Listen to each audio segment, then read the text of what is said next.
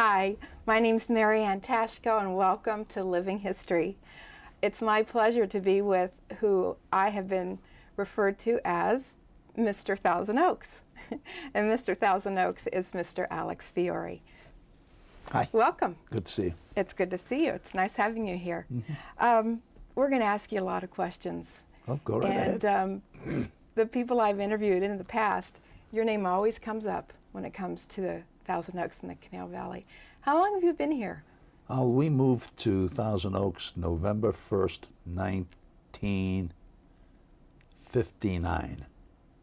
So we're going on 41 years. That's a long time. And Yes. Can I ask you what your house cost in 1959? $26,500. Oh my.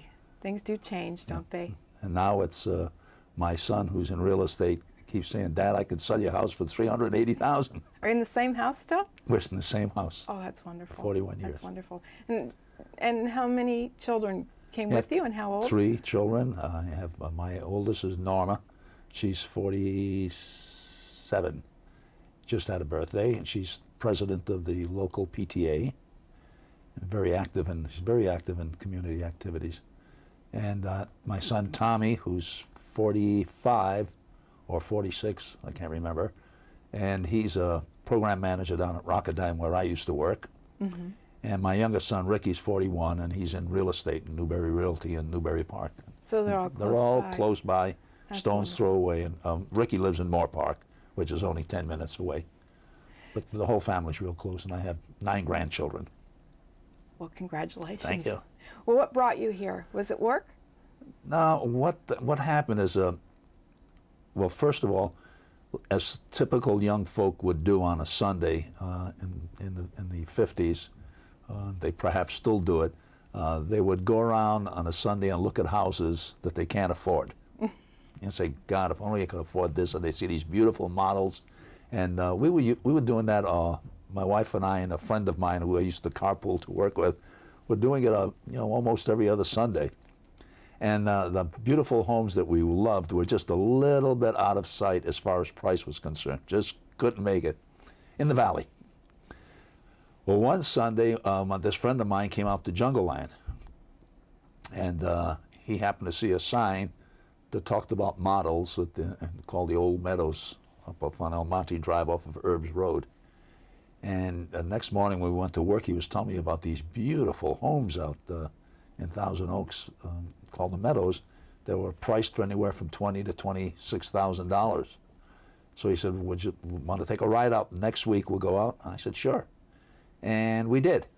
My wife and I and he and his wife took the kids along too. We went in separate cars because they had a couple of kids too. And we went and looked at these beautiful homes, and they were beautiful model homes, beautifully landscaped. And we signed and bought the house that same day because they were affordable. And the same house in the valley was selling for between $45,000 and $50,000. Oh, So that's how we happened to come out here. Okay, gee, the price of houses is just astounding, just astounding. What are your earliest memories of the Canal Valley? Well, one of the earliest memories is Herbs Road, which was like I don't know if you've ever been to Victorville, but there's a stretch of highway, I think it's 118, that goes up and down like this, very dippy. Mm-hmm. And that's the way Herbs Road was. And Moore Park Road was the same way. It was a long road that had used big rises and dips. And every time we drive that road, my kids would say, go faster, Daddy, to get the sensation of like you're on a Disney ride or something of that nature. And of course the oak trees and the entrance to Thousand Oaks, which I thought was beautiful, had eucalyptus trees right down the entrance to Thousand Oaks Boulevard. There was an official entrance? No, No? not really. No. How many people lived in Thousand Oaks? I think when we moved out here, I believe the population of the Canal Valley was about 4,000 or 5,000. So there weren't many people. You know, we're at about 115,000 right now just in Thousand Oaks. Mm-hmm. So there were not many people, and you got to know most of them too. Mm-hmm. small town. There were no markets here. There were some small markets, E&K Market and a couple of small markets. And to do the big shopping, my wife used to drive all the way to the valley to go to one of the supermarkets and do the weekly shopping for food and stuff like that. And we were thrilled when Vons came and some of the Ralphs and some of the other markets came out here. Now, when did you decide to get into public service? Well, what happened was I was involved very early with a problem that we had in the community of cracked slabs. I don't know if you've ever heard about this story, No. but in the early 60s, several of there weren't many tracks. Old Meadows was one of them where I lived. The slabs were cracking severely. Under the houses? Under the house, the slabs, and it was a big problem. And I got involved with a committee on that particular matter. And also the water quality was just as poor as it could be. It was all from groundwater, from wells, and you could take a shower and come out dirty when you went in the shower. I mean, just silt would come out of the shower heads. It was so poor in quality. And on top of that, the Citizens Utility, which had the water company at that time, owned the water company, which is now owned by the city, had the nerve to want to raise the rates 130% on top of that. So we formed a committee called the Committee for Fair Water Practices, which I chaired, and got involved that way. And we finally took the case to the PUC, and we won. And we got them to back down on their rate increases. And later on, we even got the petitions going to buy, for the city to buy Citizens Utility Water Company, or for the water district. We weren't a city then. We had a water district out here, and we petitioned to have the water district buy Citizens Utility, and which was successful. We successfully petitioned. We put it on the ballot. We passed it, and the bond and all, and bought the facility and became part of the water district, which later became part of the city. That was part of the deal. On the cracked slabs, we had lots of meetings and got into some class action suits. And we were really aggravated because we felt that the county codes were too weak, didn't provide for the developers to abide by a more stringent controls that would not allow that to happen. They built like 1-inch slabs with no steel in it. Or they're bound to crack and crumble over time. And there were some horror cases in the community of these cracked slabs. And house values were depressed. You couldn't give a house away in those days, which fortunately has since gone away. At the very same time, the editor and the publisher of the old Conejo newspaper, which was Guy Runyon, called for, and the Chamber of Commerce called for a meeting at the brand new high school that had just opened, which was Thousand Oaks High School, which opened in 1962. The purpose of which was to form a committee to study the feasibility of incorporating the city of Thousand Oaks, or this area as a city, not necessarily the city of Thousand Oaks.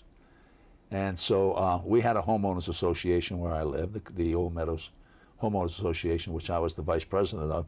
And the president said, Fiore, since you got a financial background, why don't you go to that committee and represent our organization? So I attended the very first meeting at the high school. Bruce Cameron was elected chair of the committee. He since has passed away. And we talked about incorporation and decided that we were going to go ahead and try to get the necessary petitions and the ball rolling. And I got on to a committee called the Finance Committee, and I was appointed the chair of the subcommittee to do the financial feasibility study. And that's what I did do. I studied how cities are financed, and I wrote the report on the finances of the feasibility of the city to form a city and run it without a city property tax. And that was the key, that we would form a city and we would run it without the necessity of a property tax. And in those days, property taxes were very, very high, and getting higher. All cities had at least a dollar per hundred or $1.50, that huge amounts of money, property taxes. And we said we would run a city without a property tax. So we got a petition committee and got the petitions rolling. And once we got the petitions, sufficient petitions validated, there were like 37 people, or 36 people running for city council.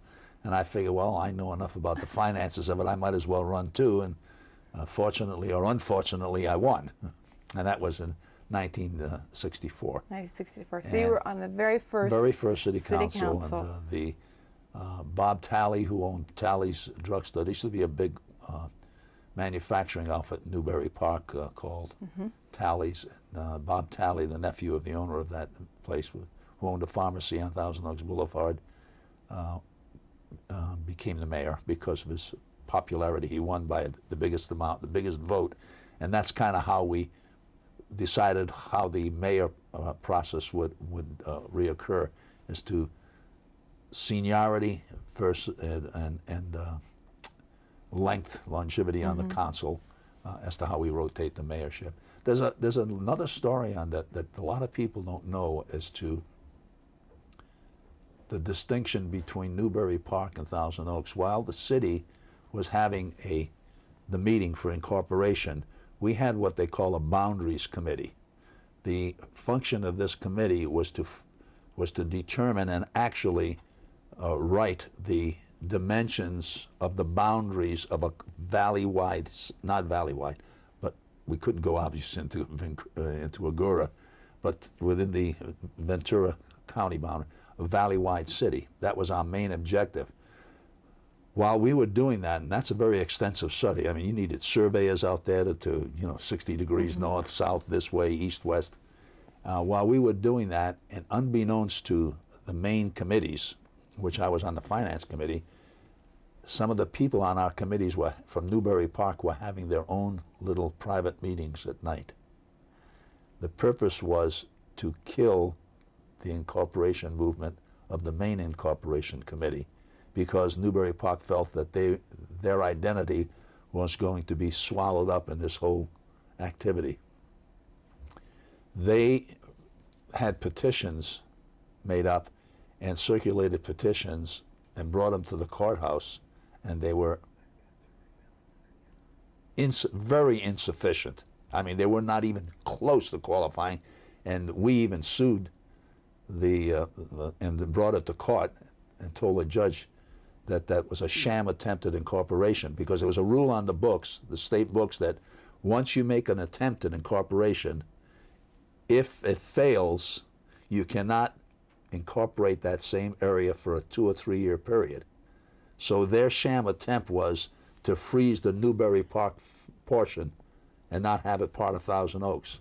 And the judge's ruling was, I agree with you that it was not a real logical and meaningful and honest attempt at incorporation, but I cannot deny the fact that there must have been some people who really thought they were voting to incorporate Newbury Park. And so we had no alternative then. We could not include Newbury Park District. Now that included anything west of Moore Park Road and south of Jance Road, anything southwest. And that was all Newbury Park. And that's where the Jance Market was, and that was the Jance Mall, and that was in my financial study, that was the main source of revenue, was the sales tax from the Jance Mall. But we had no alternative but to go forward with the remaining boundaries, which was now very easy to define, because there was a district then called Valley Oaks Union School District that was everything east of Thousand Oaks Boulevard and north. So it was very easy to define those boundaries. But we went ahead and got a commitment out of the Jance Corporation that if we were successful in incorporating that area as the city, that they would immediately annex that shopping center to the city, because we needed that money to run the city. And without when did a property that tax. happen? That happened. First of all, we circulated petitions. We got sufficient petitions. We got elected to a council. We had the very first meeting at Thousand Oaks High School. We were all sworn in, and the very first act was a hearing by where we had heard the request for annexation to the city by the Janss Corporation of their mall. And so we annexed them the very first day to the city of Thousand Oaks. And that was gave us the ability to run the city without a property tax. So that's a long story, but that's great. the actual history Well, of it. you've been around for many firsts. I remember the opening of our Forum Theater, which is now called the Janet and Ray Shear Forum Theater. And it was really our official opening, and it was Man of La Mancha. And Yes. you came on stage. Yes. And tell us what you did. It was very memorable to me. You mean as part of the thing, or the introducing, or you were the very first person to sing on our stage. Well, that was kind of funny. I know that there was so much negativism about this whole complex called the Civic Arts Plaza, and that when we finally formed the thing, it was a relief, and I felt compelled to sing the song. Now, what was the song I sang? I can't remember it now. To dream the impossible. To dream the impossible dream. And that was that we achieved what we had set out to do. And I blurted out the first couple of lines, to dream the impossible dream. Now, hardly enough, about a couple of years later, I was mayor of the city again, mayor of the city. In fact, it was more than a couple of years. It was some time later, when I was mayor of the city, I was asked to judge a beauty contest in Moore Park. And I went there, and the judge that was sitting next to me introduced himself to me, and he was the lead in that Man of La Mancha. Oh. And he says, Lane Davies. Lane Davies. And he says, I was sitting in the green room or the back room. He says, I nearly fell off the chair when I heard you sing my song.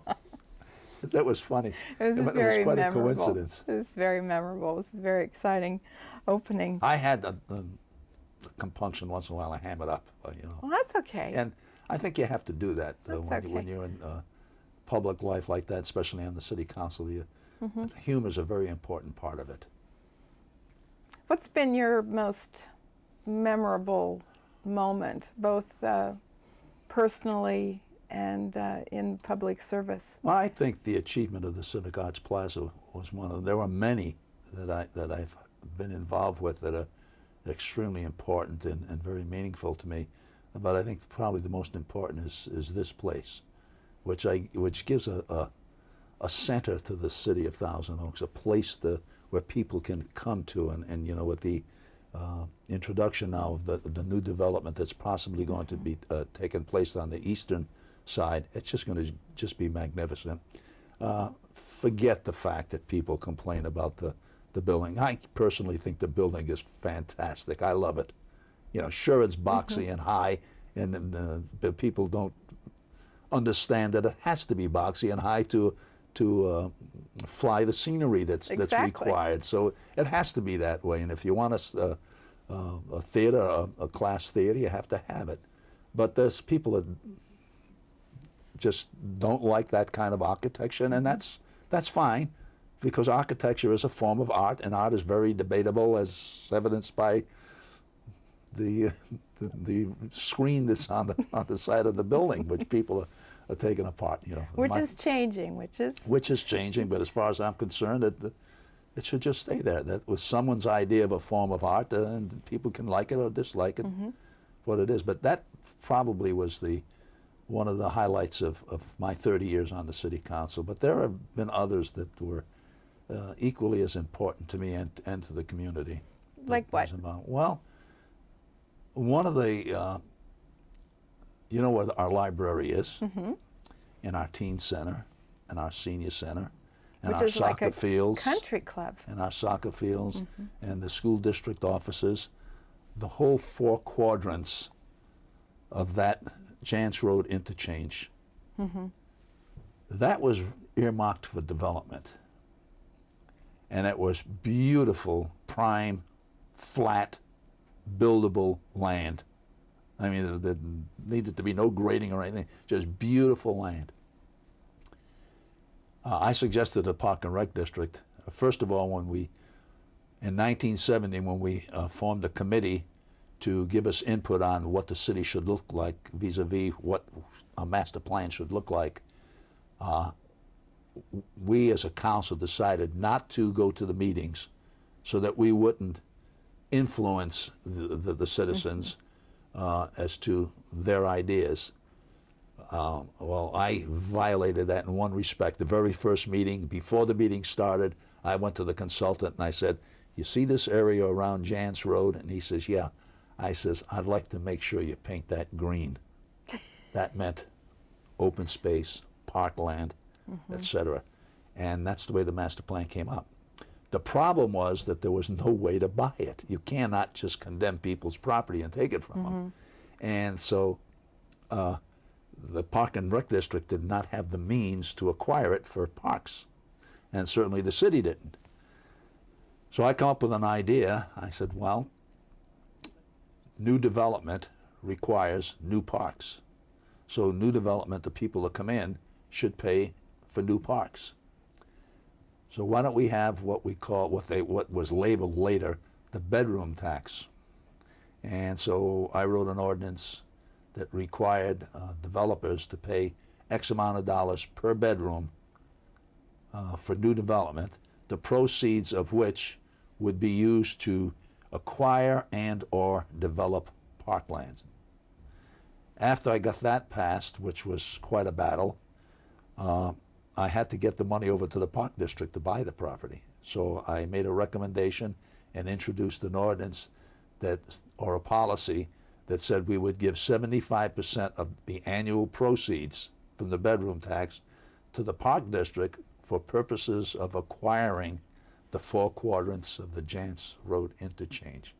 And with those dollars, they were able to go out and buy that land, which at that time was like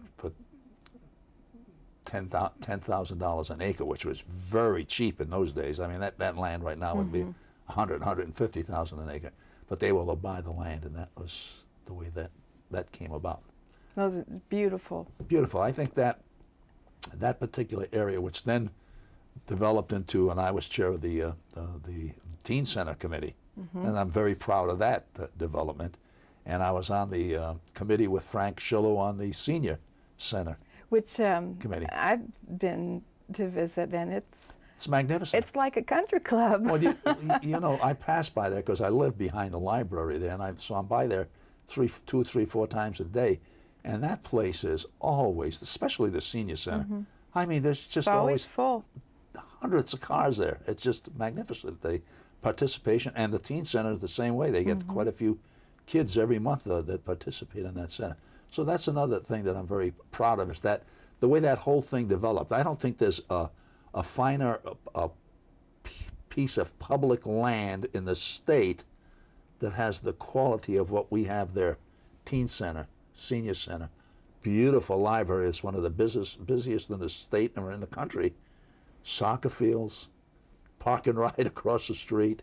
Serving the Unified everyone. School District's district offices are there, and there's still room for other things. They got an equestrian place in the northwest portion, and there's still room for other activities.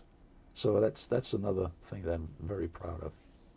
I'm very proud of the fact that we've run a city for, well, I was on the council 30 years, chairman of the finance committee for all those 30 years, and here we've gone another 6 years since I've been off the council.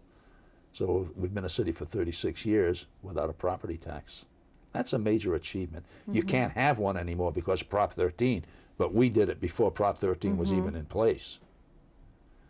So That that's is a major achievement. That is. You are Mr. Thousand Oaks. Well, some people say that, but it was a cooperation of a lot of people, a lot of good people that were on the council, a lot of, I don't want to say a lot of good city managers, but a couple of really great city managers. Did you have any idea what this city was going to become? I have no, not really at the beginning, but as we got into it, another thing I'd like to talk about is the old City Hall. we went from Thousand Oaks High School first meeting to you know where the old Bank of America building was on Thousand Oaks Yes. Boulevard. That building was owned by Betts, who was one of the first city councilmen, Dave Betts. He owned that building, and we had several council meetings on the second floor of that building in one of the small offices. And then we finally moved across from Carlson Center into that building. And we were very slowly but outgrowing that facility because, you know, cities grow.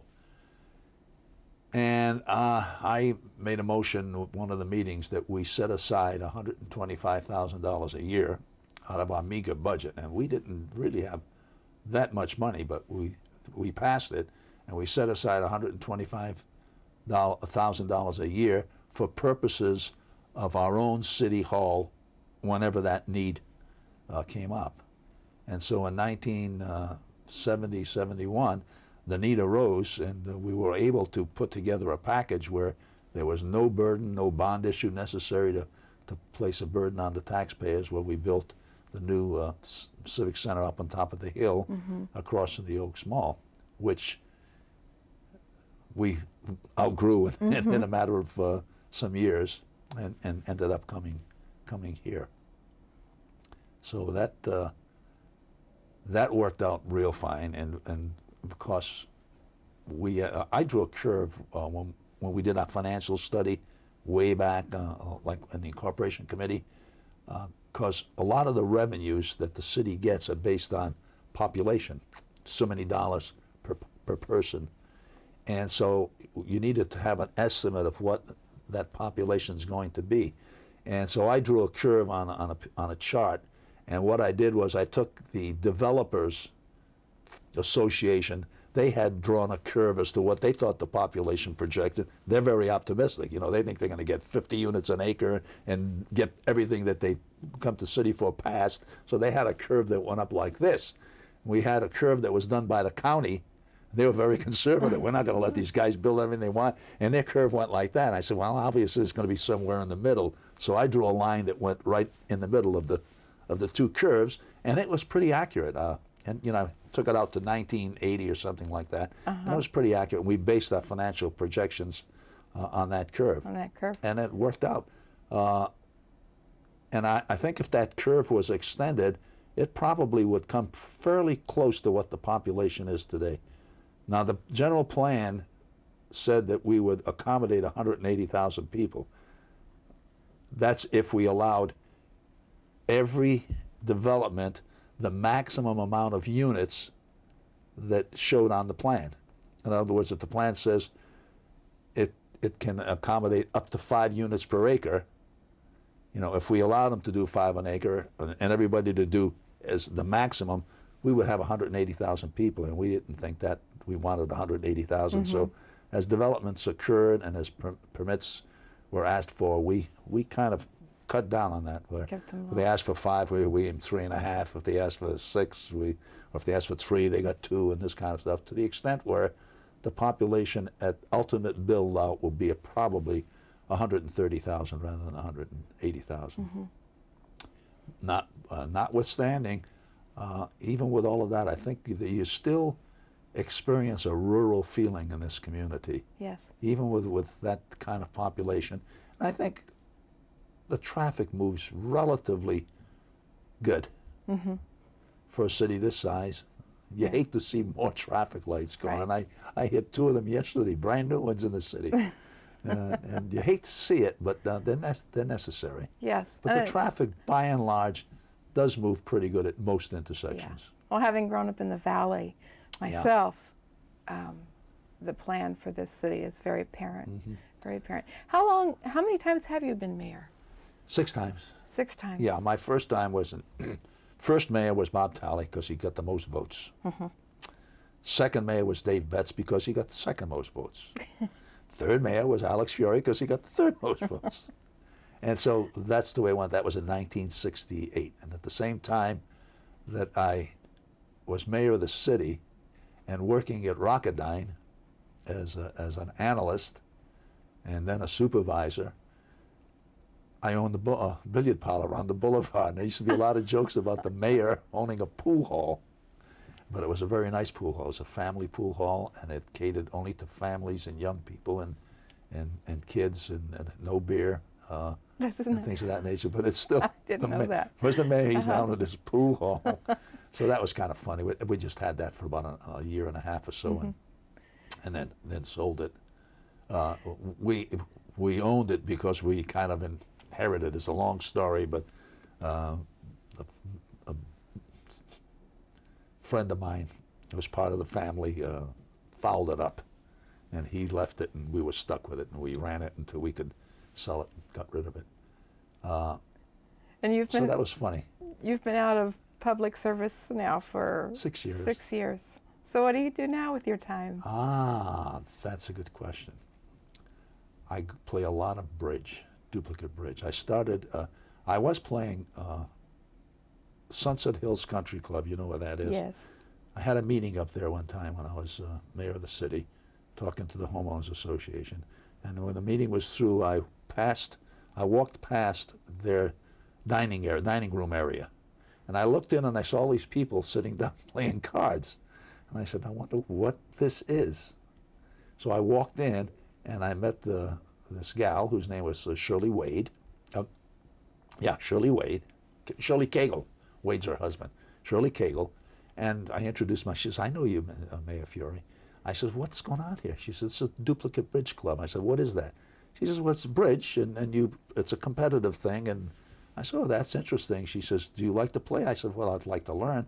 So I went up there a couple of times, and she taught me, and I played a couple of times, and I got very interested in it, to the extent where I wanted to have the goal of making life master, which is an important achievement in bridge players. Now, I'm not a bridge player. What does that mean? That means you have become an expert in bridge, and you achieve it by winning matches. So many matches, you get so many black points, so many red points, so many silver points, and so many gold points. And if you accumulate that total, you become a life master. Oh. And I was able to do that because once I got off the city council, I've been playing 4 or 5 times a week at the local club. There's a bridge academy on the boulevard. So I went there 4 or 5 times a week and played bridge, and I accumulated my points. I went to a couple of regionals and won the gold points and the silver points and the red points, and got that goal behind me. So that, I used to play golf, but the golf is so time consuming and my back is not quite up to it that I don't do that much anymore. My other hobby is races, horse races. Love it. Horse racing. Horse races. I love it. And I try to get up to And where do you go? Ventura County Fair. They have a satellite off-track betting facility that's beautiful, absolutely beautiful. You go in there and you sit in a nice table area, and then you can order your lunch, and they got all these televisions. It's televised. It's televised, and So I'm picturing guys and dolls here. Okay. Yeah, well, they have pari-mutuel windows that you go up and make your bets, or you could do it on computer machines. You know, you put the tickets in the machine and punch out what you want to bet and put your money in. And do you win? I never win. What? I never win. I've been playing, I worked at racetracks since I was 13 years old, and I know about horses. And I'm a good handicapper. I'm an excellent handicapper, but I'm a poor bettor. Oh. You'd think you'd improve that with your record. Yeah, I'm stubborn. When I pick a horse and I think it's going to win, it's going to be that horse and nobody else. So what some people that are playing that horse hooked to another horse play it backwards and forwards. You know, they'll play an exacta 1 and 3, 3 and 1. If I think the 1's going to win, I play 1 and 3. Forget 3 and 1, and invariably it'll come out 3 and 1. You know, so I've made a good selection of 2 horses and have lost my money. And that happens all the time. Oh. But that's the thing. I try to get up there once a week. That's fun. That's great. It sounds like you're enjoying your retirement. Yeah. Anyway, well, I have one question for you. Unbelievably, we're in the new millennium, and as we take our first few steps, what do you see for the future of Thousand Oaks? Where are we going from here? Well, we're relatively built out. There's not a lot of development activity on the boards. The Lang Ranch has the ability to build a few more homes. Dos Vientos was approved for 2,000 units, and they have the legal rights to go ahead and complete that. And there's a few little pieces of ground here and there that probably at some point in time will develop. So for all intents and purposes, the city is built out. And now we could get into a mode of maintenance of the city, okay, and keeping things fixed up and that kind of activity.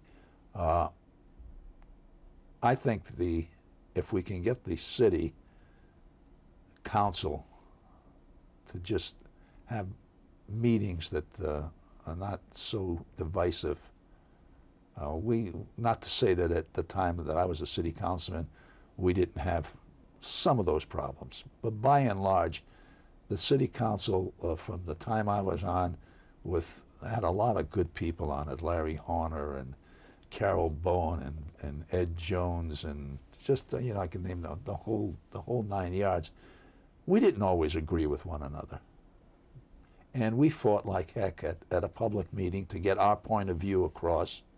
And when we lost, we were all friends again. We walked away from the meeting respecting one another. And I don't see that anymore on the council. I see a divisiveness that's been there since I was on the council. In fact, the last 4 or 5 years of my term on the council, that divisiveness was there. And I can name the person or persons that caused that. Well, don't. I won't. But I'm just in hopes that we get to some point in time where we got a cohesive council that disagrees with one another on a lot of issues, but in the final analysis, vote their conscience and then respect one another as a after team. that. And I don't see that anymore. How do you want to be remembered? Just as a guy who helped to form one of the finest cities I think in the United States. And I'm just proud of that fact that I was involved at the very beginning. And I enjoy, even now, people approach me and calling me mayor. How are you, Mayor Fiore? It's really rewarding. That's great. Well, thank you. You've done a lot for our city. Thank you. Thank you for being with us. Thank you very much. It's been an honor. Bye-bye.